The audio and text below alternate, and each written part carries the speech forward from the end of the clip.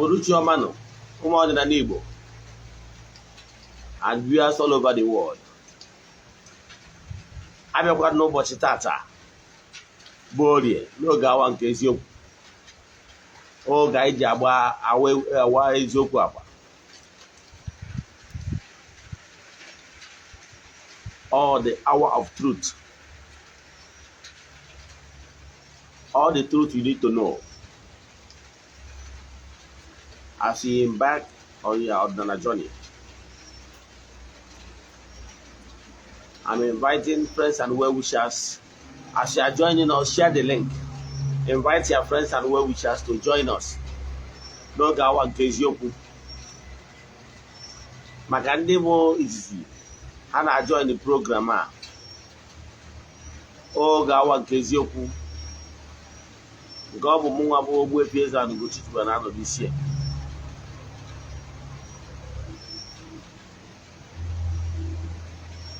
Isiokwu anyị ji wee bịa n'ụbọchị taa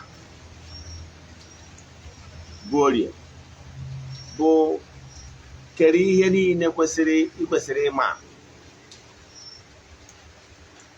Characteristics of a called one.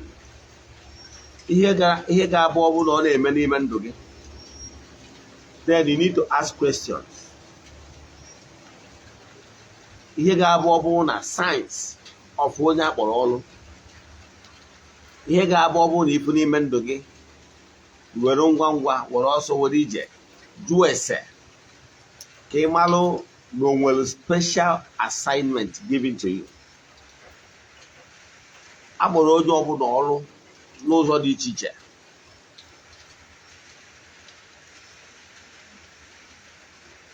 Enwere early signs for you to know you are a called one. That is one. Another thing is that if you are a called one, finally, Alpha have confirmed it that you are a called one. I want to give with so many ways as you consult Alpha. But Alpha have confirmed it. Now, if you are a called one, can you hear me? What you must do, stop giving excuses.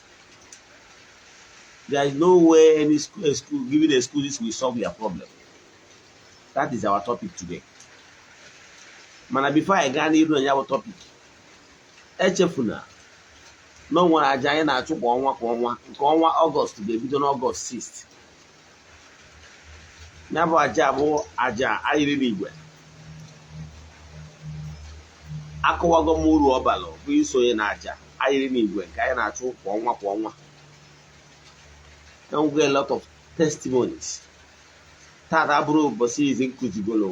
the power of intensive prayers and sacrifices. Very important. Abruna ni tabizi ina anonu ihe gbasara ọkwa nna mana. He ga-emebụ ka isonye na ya bụ aja. Ihe chat m na WhatsApp 08057837672. He gave me forward or me a 3 prayer requests. Then he made donation token to the account. Then there's so able to Nayabaja, one, Amadugo Makia, Marawana account had they send there. Manoboni Boya Bota Bumbo, Mobili Sodebo Yembo. Chat him now WhatsApp. Then no, and what get 3 years we participate Nayabaja. You can give you don't assist. I giant for 14 good days. At tempo I got to Wabona. I got 2 days of the 14th day Gabon and 19th. I get at Wanabaja. Then Buebu, a Messaka, or Nakaja Michia. Nabaja, whereby a giant out to Neben Troja. And Neben Troja temple. Now I gave Wabo Echefuna. Now you will. EZE-ANA Ugochi tubelu ọdịnala TV ebe anyị na-egosi ihe ejije dị iche iche gbasara ọdịnala Igbo. Oge na-adịghị anya ị ga-afụ ọtụtụ ihe ejije dị iche iche na ya bụ channel. Mana for mgbasa ozi ọdịnala Igbo by speech bụ na channel a ka ị ga na-enweta ya. Nke a bụ ọkwa dị mkpa. Nke ọzọ si bụ admonition. My admonition is never you give up. No matter challenges you are facing here on earth. I have said it times with that number that as a human being, nature made it possible that human being will face, there is these 3 times in a year. In Africa here, we have rainy season, harmattan, and dry season. These are 3 seasons nature made possible for us. And I can tell you, and as you are living your earthly life, you will still witness 3 challenges, that is 3 phases of life. How you manage phase 1 will determine whether you go to phase 2, and it will determine how long the phase 2 will be, depending on how you manage phase 1.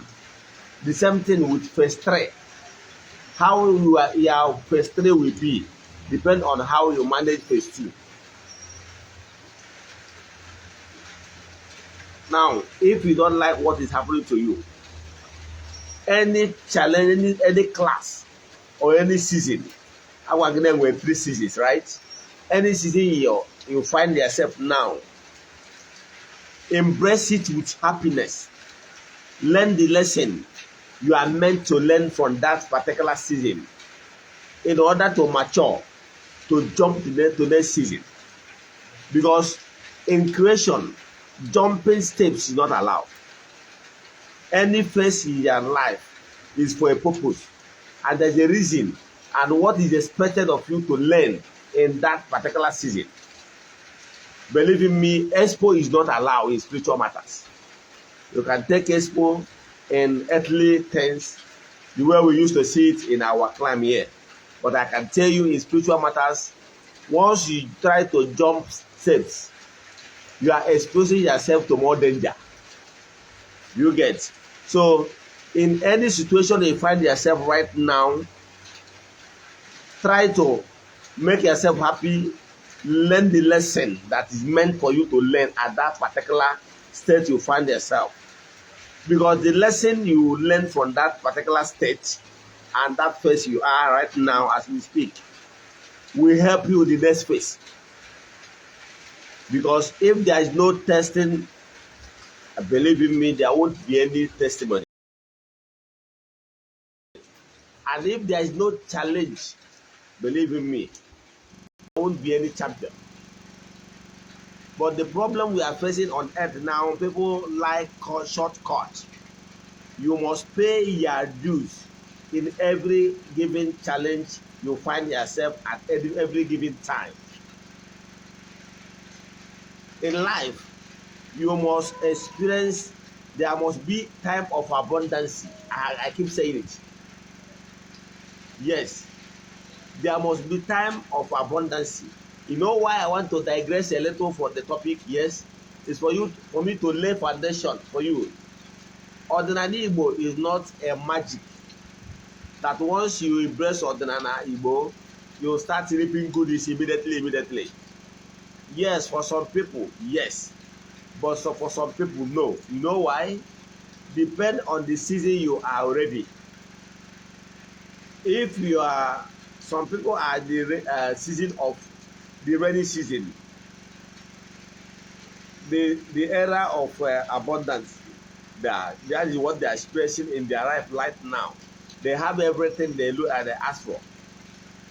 Now, how you manage that particular time of abundance, that everything goes for you, people dash you money at will, everything move for you. If you say anything, it happens that way. Everything, goodies everywhere.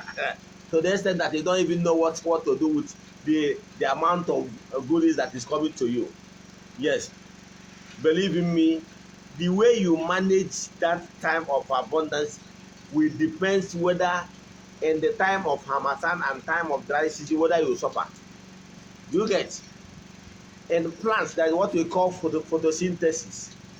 Meaning that in the time of abundance, this rainy season as we experience it right now, the plants, I want we human beings to learn from other creatures. Man should stop claiming monopoly of the entire wisdom. Now, those plants have a way of storing all their needs in photosynthesis, right? During the time of dry season and harmattan, they make use of the storage, right?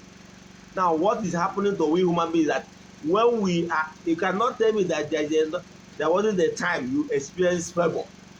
Even if you are a kid, people buy biscuit that shows some certain things. I can tell you, there must be a time in your life you have experienced this. If you have not come, believe in me, it will come.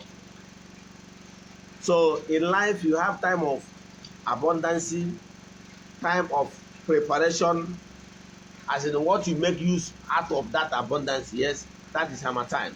If you watch in creation, you see that the plants during the harmattan, they have been up through getting ready to bear fruits, right?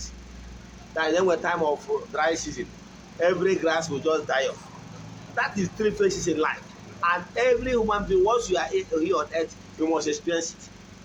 Nature have already made it possible for every human being. Once you pay attention to creation, what is around you, you will understand how things work spiritually.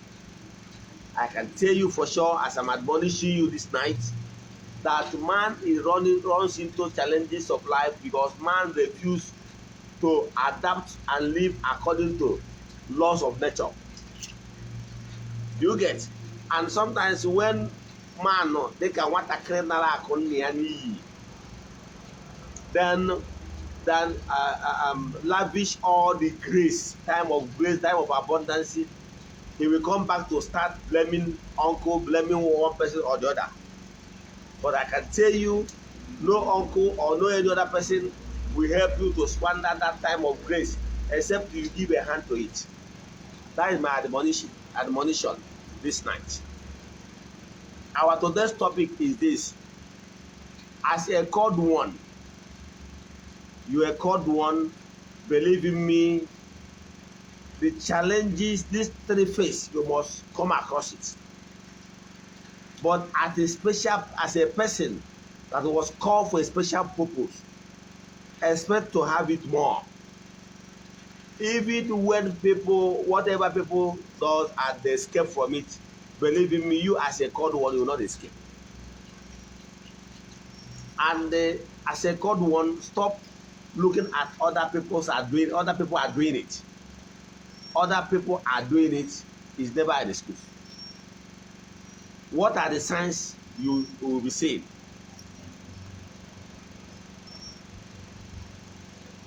Yes, anyị ga-ekwuru okwu gaba n'iru at the spirit leads.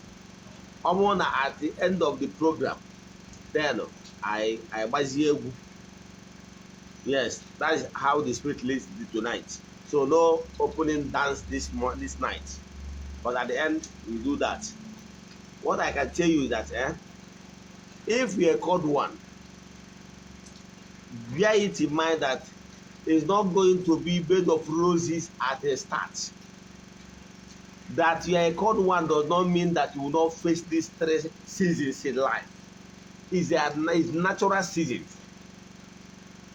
Nature and the Almighty Father made it possible that human beings can actually learn about how nature works by looking around their environment. But do you know what happened? Because we human beings are clueless most times. That is why we are not even paying attention to what is happening in our environment, what is happening in creation, because we overprouding ourselves. Human beings should learn how to come down from their high horse. Human beings overproud themselves that we are the according to Ndokobia, we are the image of God. Therefore, we overhigh ourselves. Then and refuses to look down on other creatures and what is happening around us. For us to learn simple lesson that will actually help us to understand how things work in creation. You know why you run into challenges and sometimes you start asking some questions. Have God abandoned me? Those silly questions. You ask them because you don't understand how things work. Those are natural things. As long as you live in this gross material, then you face the natural laws. The laws of sowing and reaping, the laws of homogeneous species, and laws of attraction based on self that flows together. So I can tell you, if you really want to build better future for yourself, you don't like what is happening to you right now, embrace it. Embrace the natural laws. And I can tell you, you can never pass any phase in your life now, any season. You can never pass it very well in order to qualify to go to the next season. If you are so grieved, if you are so down, if you have given up. Some people, one guy was like telling me the other day that he already started contemplating taking his life. What a nice decision. The worst thing that can happen to you is to think of taking your own life. I can tell you, it's a double tragedy for you. So what I can tell you is that it's only when you are facing any challenge you are facing now, even if you are suffering, call it suffering and smiling. You are not far from the truth. But the most important thing is that any phase you are seeing, face that challenge of life you are at that particular time, then as joyful activity. Onwere any phase you will jump by ịgbakasị ahụ. Onwere any phase you will pass by mere jealous of others, maybe people that have already jumped and passed that stage. Onwere any stage you will pass by ese inwentaji anya. No. The only thing is that because that particular stage, you are the one that will say pass it. It's like ule. Yes. No, but it's not our school system that you look for expo or look for a machinery. In spiritual own, you face it yourself. So one, as a human being, bear it in mind that you are going to face challenges of life. That is normal. Now, but I can tell you how long those challenges of life will last in each season depends on yourself. If you that time of your testing, that time of your challenges will last the accurate time destined in creation for the thing to last. And by being happy, you can even shorten it a while, at least a bit. But ịgbakasị ahụ dị ewekwu more iwe, you are committing more guilt upon yourself, therefore making it to be longer. You get? Yes. Ịgbakasị ahụ ma ọ bụ chọwa shortcut in order to indulge in evil practices, thinking that you can cut corners by dwelling more in immoralities, can never help you. Example, I was discussing with a young lady some years back. She told me that why he's in brothel of a thing is because into prostitution is because she's from poor home, that they don't have anybody to give her this and that she happens to be their dad and rest of them. I still insist by telling her that this is not an excuse. Your excuse does not hold water at all. I can tell you that even if you decide to go to the immorality, you are only as in prolonging that your challenging times. If a man he decides to go into maybe robbery and rest of them, you will never solve that your problem. I can tell you. Makana ọbụrụ ego one mmadụ kpatara bụ isiokwu na ego one ka onye anwa sevụtara. If nature really want to brutalize you, even if you get 1 billion naira, problem of more than 1 billion will still come and wipe out the whole money. You get? That is natural law. But if nature really want to bless you, if you get 100,000, you have problem of 50,000, so that you'll be able to save that 50,000 continuously in order to climb. Now, as a called one, don't expect that for the fact that you are called one, you are exempted from those natural challenges. No, that is testing time. As a called one, believe in me, even your own will be double. You know why? You are like a leader. You can never give what you don't have. It's when you face those challenges of life and pass victoriously. That is the only way you'll be able to understand it perfectly, in order to let others know, in order to have impact, make that impact in other people's life, using yourself as an example. So if you think that there will be anything like expo or shortcut, no. Believe in me, as a called one, ihe ndị ọzọ melụ, any evil they indulge themselves in doing, if you venture that one, your own burala will be too much. I can tell you. For the fact that maybe you are called one, as a called one, enwere so many people akpọrọ n'ụdị dị iche iche. O nwere ndị bụ ndị ọka nlọ, ndị bụ as any slightest closing of their eyes, they started dreaming. O nwere ndị bụ tụrụ nlọ ka eji agụsị ha what they are and the area of specialization. But when you can go, there is no way, if you are called one, there is no way you will not be showing the sign early enough. Even from your adolescent, you will, if you pay attention to you, or even if our parents are very observant, you will notice that there is something special about this guy or this your child. But because of sometimes some of our parents nowadays are even clueless. So, but if your parents listen to my voice now, pay attention to your children. You will see some of them that are specially gifted. Pay attention, adequate attention to that particular child. You will see something unique from him, and make that child always come closer to you, so that you will be able to relate, as in her experiences or his experiences, in order to guide that child very well. If not, some children from childhood, they will begin showing some sign. Some people normally tag Obanje.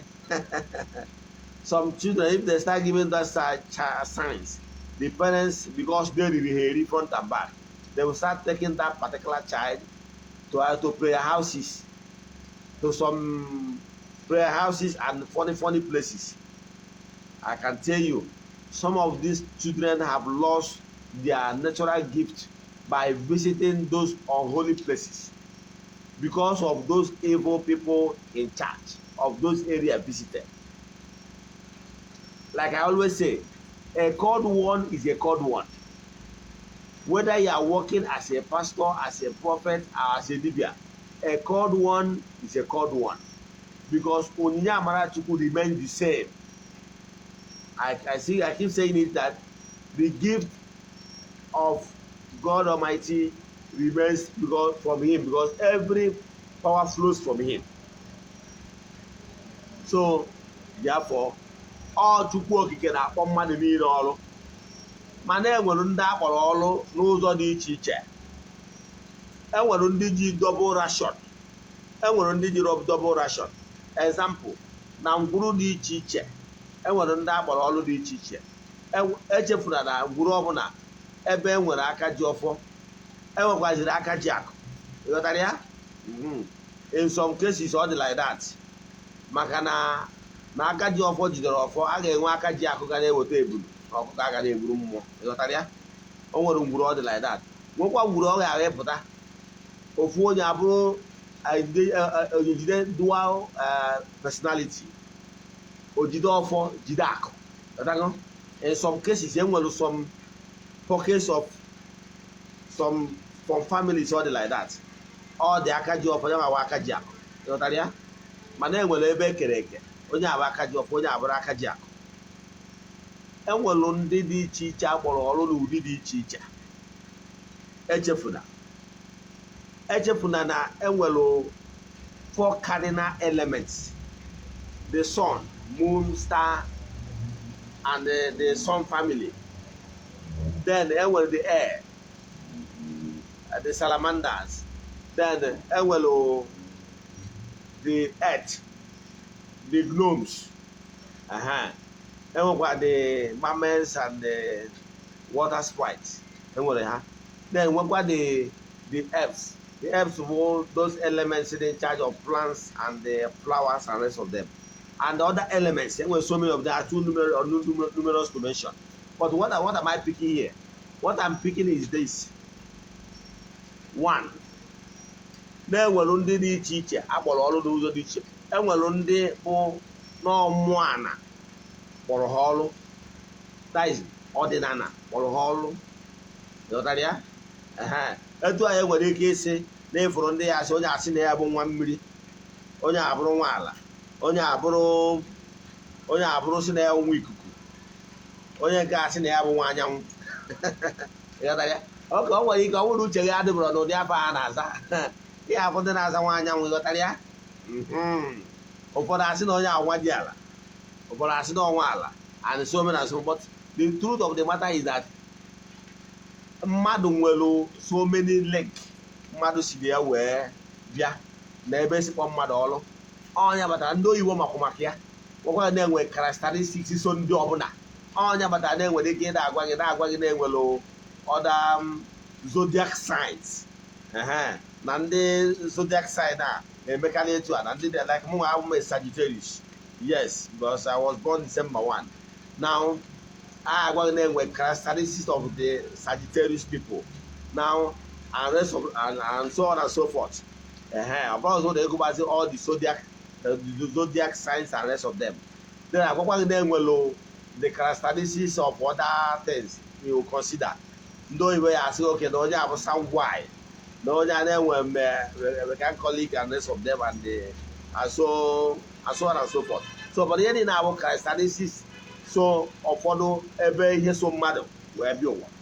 So then ọ gwara ndị nwere double dualization, as in na-enwere ike ọ bụrụ na onye na-etu a si na ndị anakpọrọ ya ọrụ ndị ichie, nwere ike ndị ichie akpọọ ya ọrụ.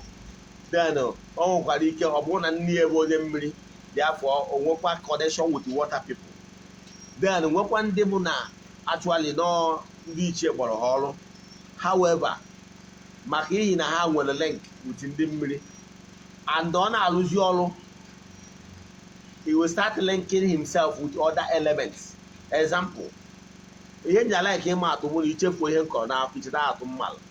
Example, if there is a particular friend of your, maybe your brother, but this brother, a friend to your brother, is so nice to your brother to the extent that your brother always saying good things about him in your family, I can tell you with time, all the family members will get used to that your brother's friend and they will begin to like him too. Do you get?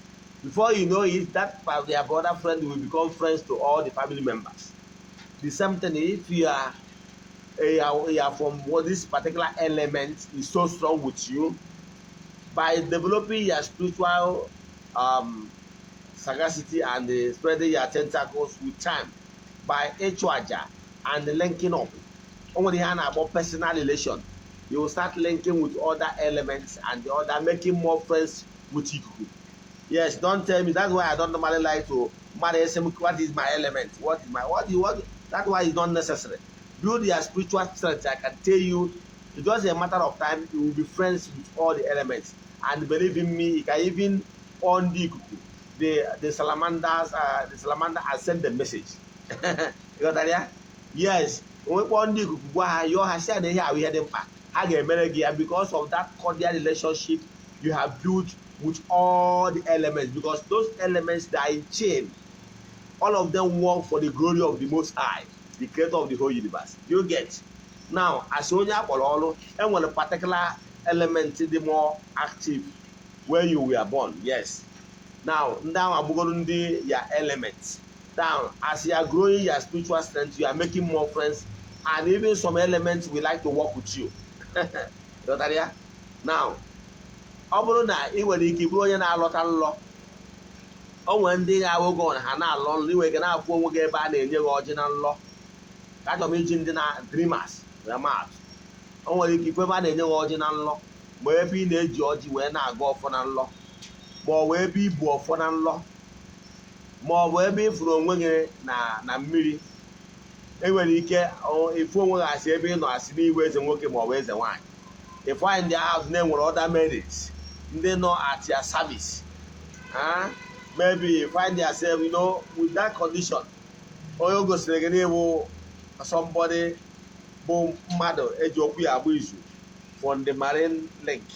Ịghọtara ya?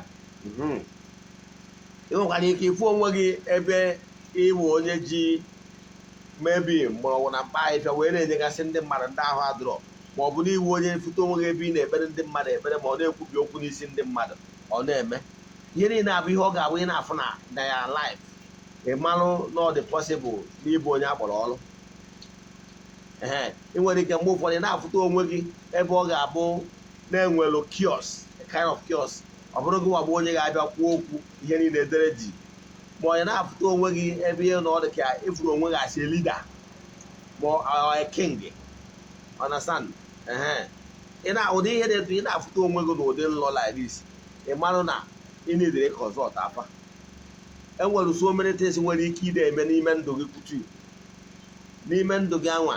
Ị ga na-afụta one thing, ị ga na-afụ akwago maka nlọ eziokwu na onwe ndị ala nlọ ada alọkarị nlọ like ndị otu m.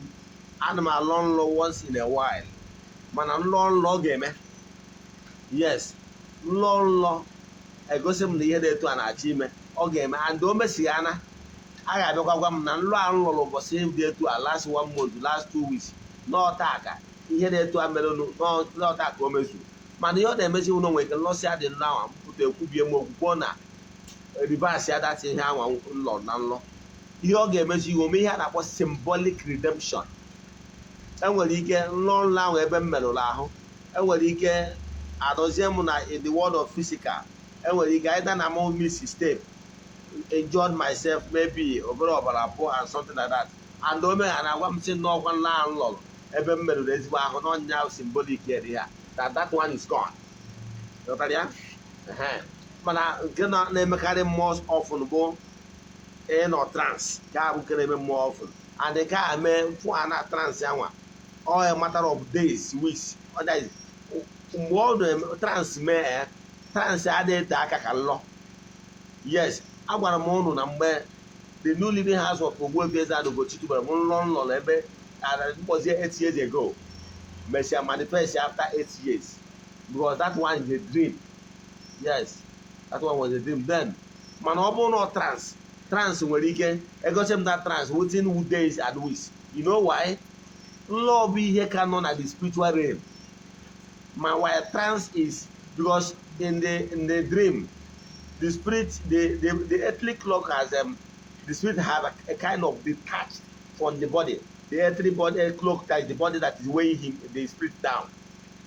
Now the spirit have moved a little bit up in the spiritual realm, be able to see what is happening there and take the last picture and transit back to through the back brain, both the spiritual brain.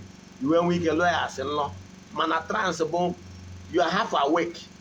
Guys, the thing is already coming down beyond the spiritual realm. It's already very close to gross material. That is very, very close to gross material. Because when you're not a trance, it's not as if you are fast asleep. No. So therefore, the spirit does not leave your body so much, and you'll be able to get those things. They happen like pictures, and once they happen like pictures, believe in me, a matter of days, weeks to happen. That's the trance for you. So trance is more real, and trance where you go brother mgbe na alahola. Trance where you can iwe ga wona ai wana alolo mi we ga lo cholo mo iwe ike. You don't need to one thing or the other. Here the cola, a make go blue, go blue, and I get if you're waiting 2, 3, 5 minutes.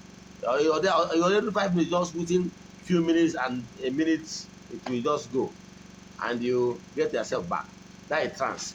So mana onye ọbụla nke dị n'ichiche ọ ngwa ndị nke ọzọkwa na-eme m bụ the intuition very strong. Yes, intuition. So o nwere ndị nke ha bụ intuition, nwee ndị nke ha bụ voice. So onye ọbụla nwere nke ọ na-eme na pay attention to your own. Don't say my own is small, another person's own is bigger. So pay attention to your own, know exactly what is stronger to your own and stick to it. Nke a bụ ofu. Nke ọzọ ya bụ ọbụ na ọ na-eme gị iwu idozi that ị ga na-enwe disappointment. Imesialụ mmadụ ihe ọma, ihe onye a ga-ejekwa ụgwọ ọbụ failure as a disappointment. Ihe mmadụ ga-eji wee kwụ ụgwọ bụ what you don't deserve. But one thing that is very very common is this. Ị ga-notice na ọ bụrụ na mmadụ mejọọ gị, believe in me, the person will pay for it. Yes.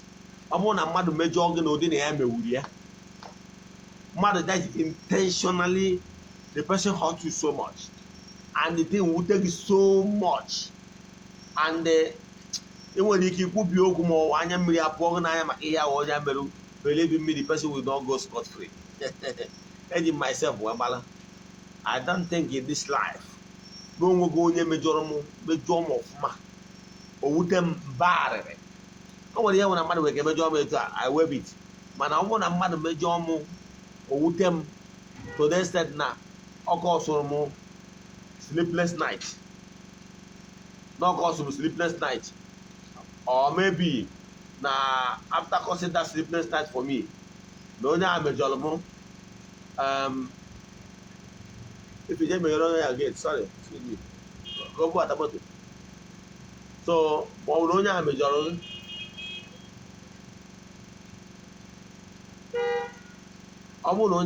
m o wute m wee welu ihe dịka ọjị wee kpee ekpere, believe in me, it must come happen to the person. Ọ bụkwa na onye a mejọrọ m ejiro m ọjị wee kpee ekpere, mana onye a mejọrọ m o wute m mba akwa ihe akwa nderi, o wute m so much n'ihe a onye a mere m, despite being nice to the person. Believe in me, the person will suffer. I have countless of people living now. Today, some of them depends on the gravity of what the person did. Some even lost their life. Yes. So, but one thing I know is that Obromu again determine what will happen to the person. But once the person did something wrong like that, believe in me, that thing will still come back to the person. That is what normally happens.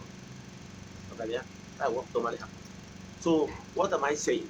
What I'm saying is this. What would you want to make job like that? Okay, man. So open the door here to the man again.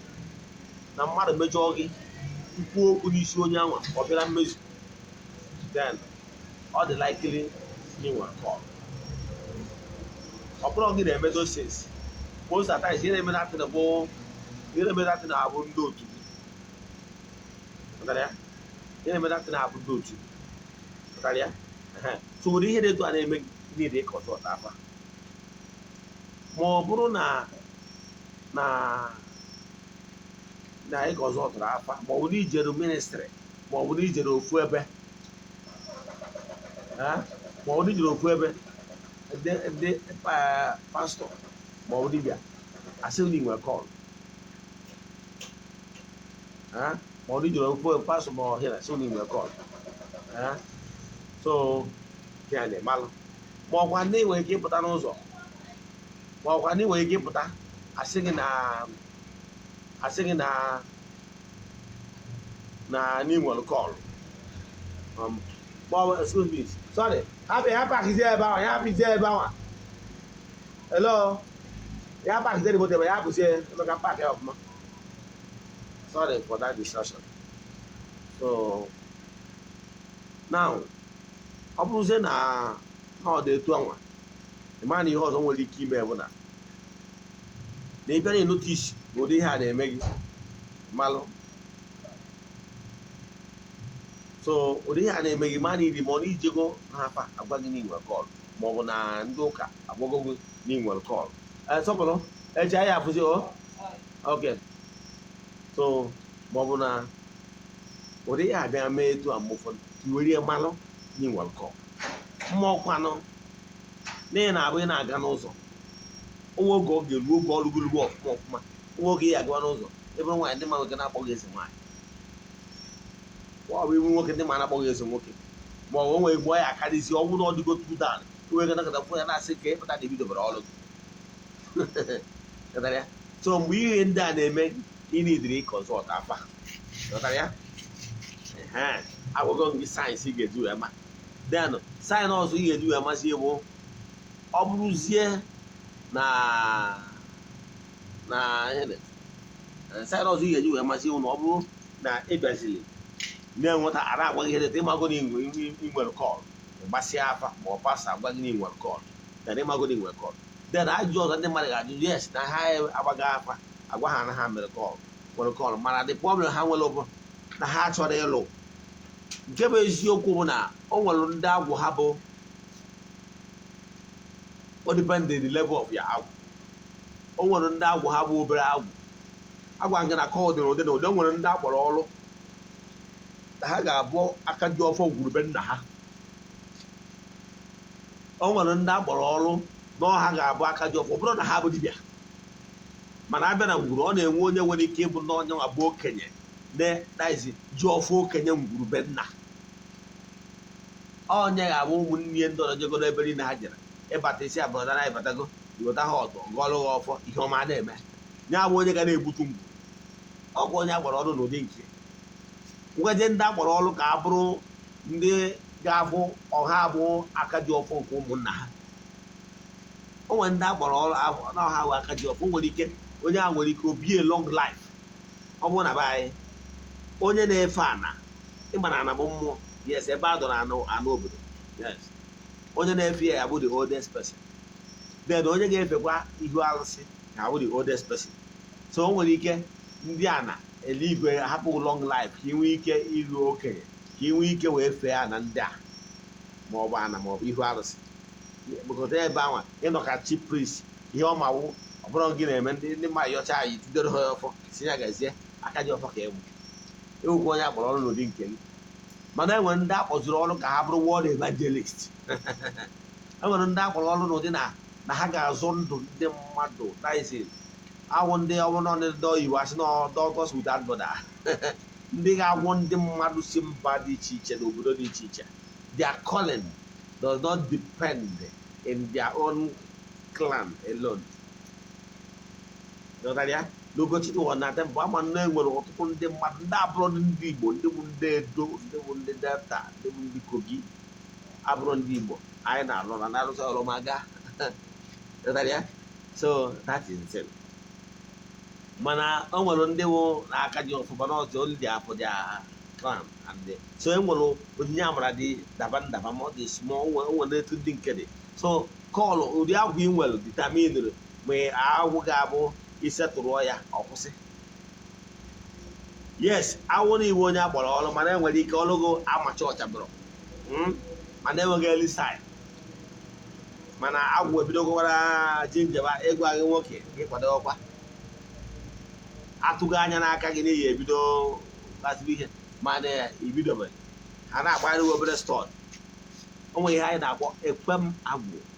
Ekwem agwụ abụ mmemme dibịa ga-eme n'ihu agwụ wee yọọ agwụ ọya biha bụkwa agwụ ikwu nne gị na agwụ ikwu nna gị gị nwa a na-eme ya ihe wee yọọ agwụ wee si agwụ ya doo ya biko na gị nwa especially ebe ikpotara na ya alụ ọla mana biko n'ịka m nwata akwụkwọ n'ịka na obodo oyibo ya nyeghị obere time ka ị nwee ike wee putuo so certain things in order.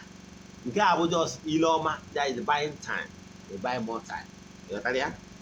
Mana ọ bụrụ na ịbụ onye akpọrọ ọrụ ka e bụrụ ka world evangelist n'ọdịnala Igbo nwanne o nwere oge ihe ahụ iru emegide ekwemagwụ oge iru ha site no the same thing like enwere ka anyị esi bụrụ ezigbote onye mmiri anyị eje na-ekpe ile ọma na-ekpe ile ọ ga-eme ihe ekpere ile ọma they will reject ya ile ọma si no enough is enough gị lụzie ọrụ mmiri pọpa ịrụchakwaziarị ọrụ mmiri pọpa from time to time ebịakwa pay homage maka a marina is always a marina for life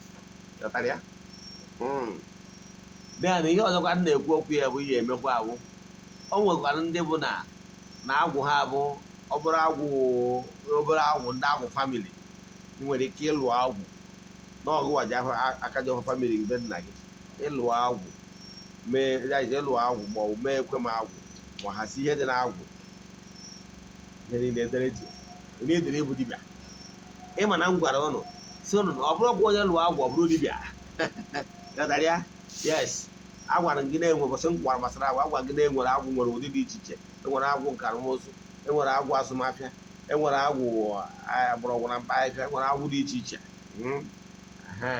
so na enwere ike rụchara onwe agwụ na-emekọrọ onwe biznes impọta and expọta gadarịa so enwere ike ịlụcha agwụ iburu ọfọ gburube nna gị na-agọrọ ụmụnne gị ọfọ ihe ọma na-eme na-eme ụmụnne gị a na-eweta ego na-ebutere moto na-ebutatara ifeọma dị iche a na-eme agwụ ya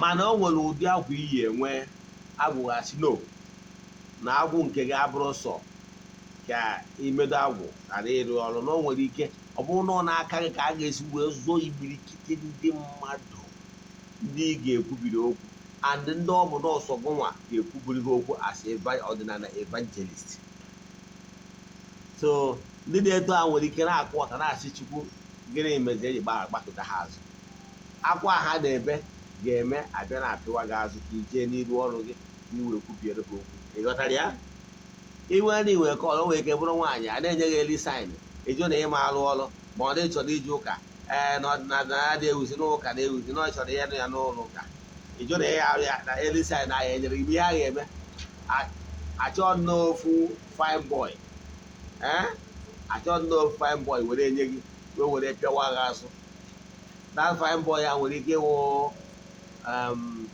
fine boy ya nwere nnọọ ike ọpụta ndị etu ọsa gị isi ọsịka gị isi daa flat ọ gbatuo tụwa gị ime mụọ nwa be nna gị single mother ụfọdụ ya abịagosi ebụsa gị isi sịrị ya ya ada na-ekwu ọnụ ọha anụ emu ọbụ nwa mụọ nwa na wee ọkwa bụrụ n'anya ochenjie ọfụzie gị iwe a na-ewu ya a ga-abanye n'ibie were pịawa gị azụ ịnọkọta ị na-ajụjụ ụwa gị kere ihe imena ime mma okwu ime nje okwu o nwere gị ime emetụ ya mma ihe niile ahụ ihe eji apịwa gị azụ anyị apịagodo gị azụ tiri isi na mmadụ eji apụọ ọ na ọ gbapụrụ ọgharị na ịpụta n'ụzọ nkịta bịa nagharị anya ị ga-afụ na mọda hafụ daizi ọ bụrụ na example ka nwere ndị eze nwaanyị maatụ ọ bụrụ na ndị eze nwaanyị dị 10 okay dị 100 I can tell you more than 50 is either na ha bụ divorcee ma ọ na ha bụ single mother ịghọtara ya even more than half reason bụ na ọtụtụ nwere ike ma ha ya nụtara notice na side ha daizi their call on time till mgbe ha mebiri mistake and once ime enwe that call jụ na ịmara that call ihe ha ga-eme ha ga-eje kwanye gị na one terrible experience ga-eme ka apịawa agha azụ gị wee jee n'ihu ọrụ gị ọ bụghị ọsọ nwaanyị ọ na-emekwa ma nwoke yes ọ na-emekwa iwu ụmụ nwoke enwere ike nke nwere eziokwu m na enwere ike jikwo nwaanyị nọ n'ala wee pịawa agha azụ ka ị wee jee n'ihu ọrụ gị yes maka na most of us ọnwụ na-apịwara gị azụ iwe jee n'ihu ọrụ ihe bie ya asị na comfort zone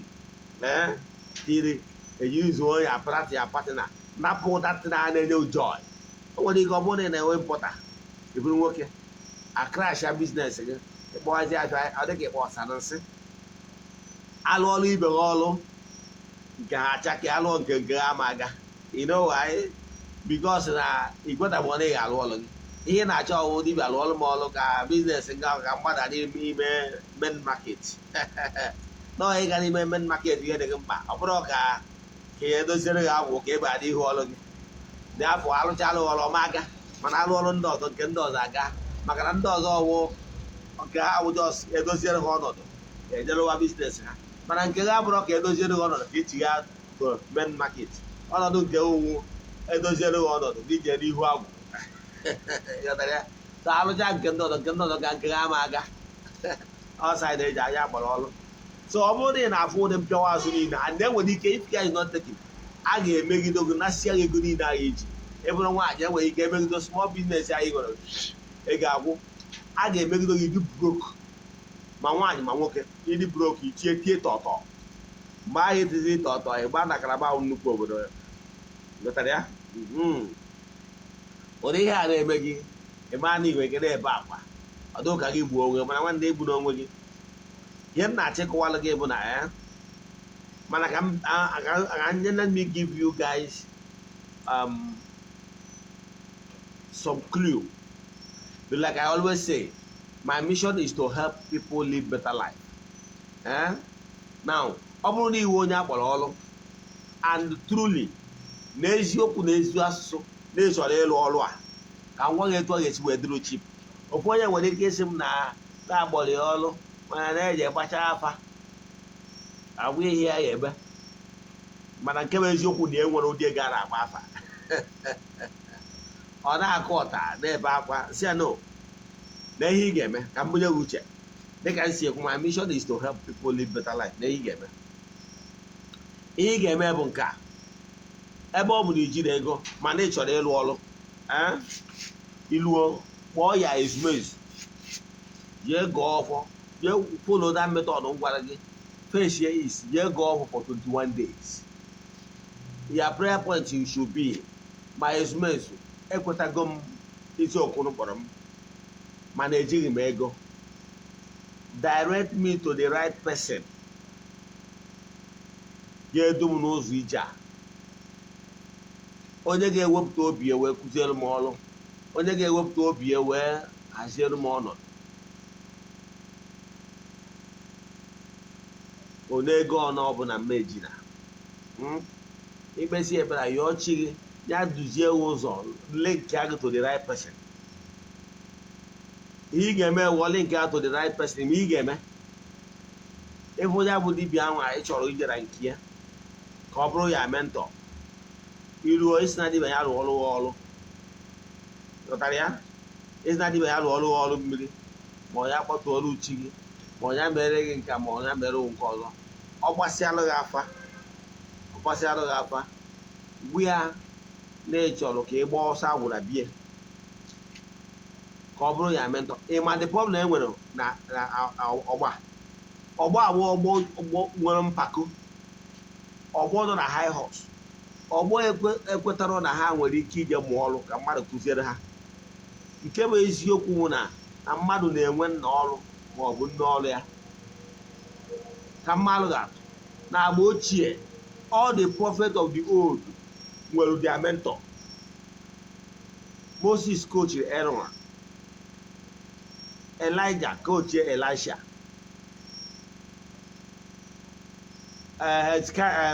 Elkanah coachiri Samuel, and so many, even Jesus on Dokobia coachiri disciples and the apostles. Mana ọ ihe kwesịrị nụ na n'onye ebe ọ bụrụ na ofu ọgbọ ahụ ka agbọrọ onye dibịa, ka agbọrọ onye pastọ, ka agbọrọ onye reverend, mana onye pastọ ga-eje pastọ skuul ka e wee mentọọ ya. Onye akpọrọ onye ụka ndị Rom ga-eje seminarị ka e wee mentọọ ya, ka senior priest guide ya ka e wee nwee harmony na nkụzi.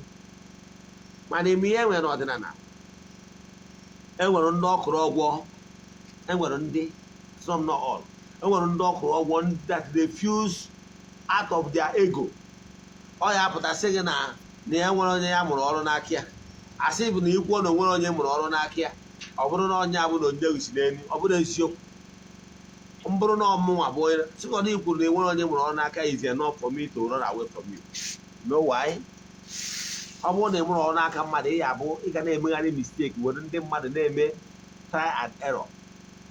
Nke bụ eziokwu na onwere onye ga-apụta na swear with Amadioha dibie na onwere onye ọ mụrụ.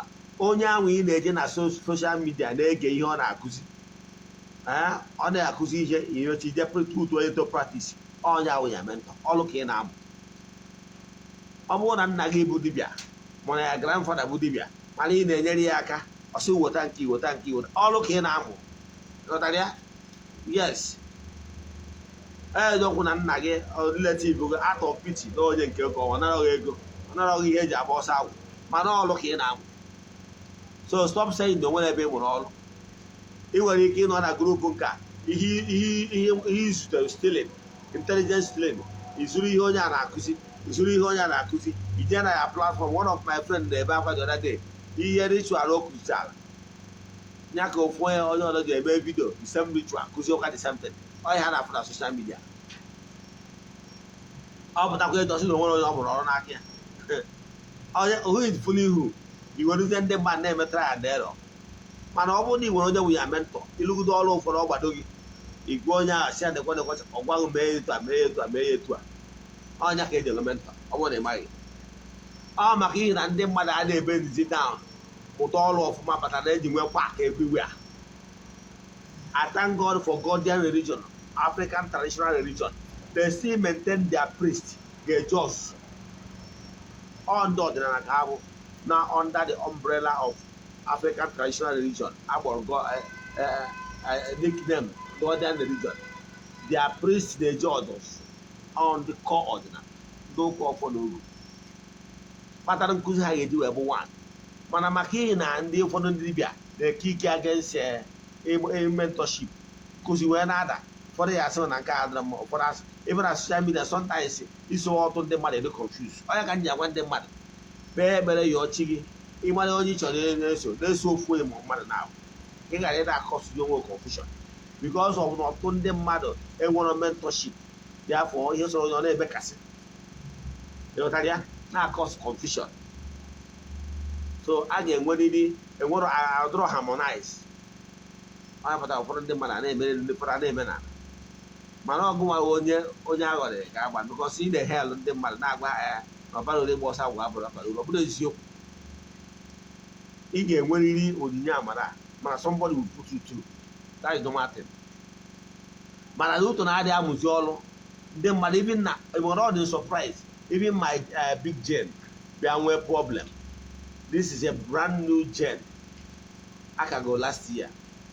Like let's say last month probably they almost open. Then they do so one brother aza. Now where budget mechanic for the first time. I say Gabriel one or two. I look at engine for the first time. Mana mechanic yeah na look at saying what is. So for that reason. So for that reason, I will decide na amu ame megere na mama alo ya. Mama alo anything, yeah. So makara enwere good mechanic here alo we. Do you know what I did? I went to the market and I bought another engine. Because a mechanic if you go they will not be able to do it. Yeah, I said, okay, let's buy half engine. Let's buy full engine. Because I'm not sure. During the time of my father, I get lose engine to pieces and couple engine. I was able to engine and you service for a very long time. And I get that I'm not at all. The same thing is applicable to spiritual things. They will not bend down to let the work. Therefore, I look at so feeling. So it was out with the head. It was going at it or it was out. Come as you go on and the spirit lead the egg. I phone you guy for the fact then I was out one. You then lend that services. Then you can have fun and what all you can have there. Because you made onye we never had a boy kid. You get you boy where they grow there, more. I have provision 1 month. Malu name, it always won't to do it all over. The ammonia will decay. Some of you ever are able to check him or whom we in there. Only can see what can go that material and you can to strike a balance. At the end of the day, all our question is more no is there as a stranger. Come out of all Nina. All one when he give you 500,000 when he came at you less than 100,000. You know what all the we had in the Balosa one because of that. And what you of my monopoly and mother. Like one boy, I'm sitting there. Nadibia Mariama and everybody was out with Libya. What will you achieve? But I didn't butere nka atọ o mechara ihe niile na spend ego niile o spendịrị o nwere ihe ọ ma ọ ya eme tudo ọ chọkwaje ka ọ gasa ihe o bidoro ghọtara ya maka ihi na ụfọdụ normal process so follow this method jekwa onye agwa ya na ị chọrọ ịgba ọsọ agwụ ọ bụrụ na onye dị na ezumezu chọrọ na ha chọrọ ịga ebe onye agha kweta ọ gwazie ego terms and conditions ya ịgba ọsọ agwụ ọ ga-enyere gị aka ọ ga-enyekwuru gị aka mgbe ị na-abịa ibido onye bụ ọrụ ọnwa ọrụ ọbụla gbadoro gị nwe onye ị ga-arụ ọtụtụ ga-enyere gị aka as ya mentor ọnya ka eji enwe ụmụ ihe ndị a den ụbọchị onye a na-eme agwụ ejeri ya ime agwụ ghọtara ya ụbọchị gị nwa na-emekwa ọ bịakwara gị asị ọgaghị ghọtara ya so ọ ihe kwesịrị ime ịkụzi n'ọta ọ bụrụ na ị nwere kọl ịṅakwana ntị ihe ndị mmadụ ga-ekwu ịṅa na ntị ihe ndị mmadụ ga-ekwu za kọlụ gị maka na ihe si na nke onye akarịa ị na-erecha vidiyo nwa ajụjụ ọbụla ị nwere na nkụzi taa send alụ m meseji na WhatsApp 0805 78 37 672 Ogbuefi EZE-ANA Ugochi wee wafọ m ị ga-enweta vidiyo na my YouTube channel nwetakwa the same name Ogbuefi EZE-ANA Ugochi na my Facebook page ka anyị yọzie nụ nkwa anyị ọtụ obere nkwa anyị nye ngozi ikpeazụ ya gazie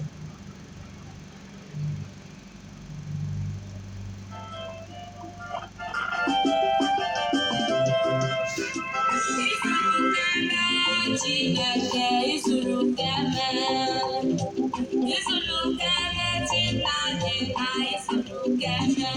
Chineke izuru keme Chinjọgọmọ izuru keme Chineke izuru keme Chineke izuru keme onye na-eme mma izuru keme onye na-agwọrọ izuru keme osikwa dịrị nne ya izuru keme Chinjọgọmọ izuru keme Chineke mgbochi izuru keme Chineke nna izuru keme onye na-eme mma izuru keme Chineke nye nwa izuru keme Chineke izuru keme o Chineke bụ izuru keme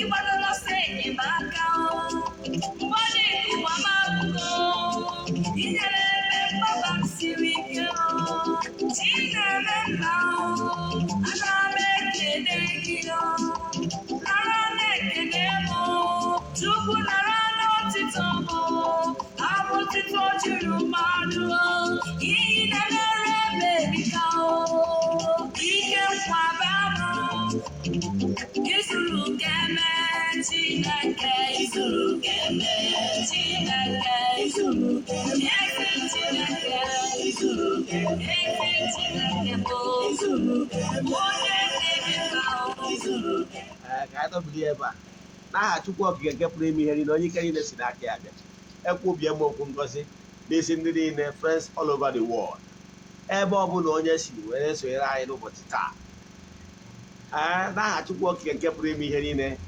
a sị nke ihe ọhụrụ bido mmebe ndị niile nwere negative iyi ụwa n'aha Chukwu okike nke pụrụ ime ihe niile erivasịa m ya si na anya bụ ihe ọma ga-ebido mmebe. Let there be new beginning, let there be breakthrough, let there be upliftment, let there be miracle upon your lives. A sị na ezughị oke a ama agba Ogbochi na distance ama agba Ogbochi n'aha Chukwu okike nke pụrụ ime ihe niile onye ike niile si n'aka ya bịa ya gazienụ n'ọfọ.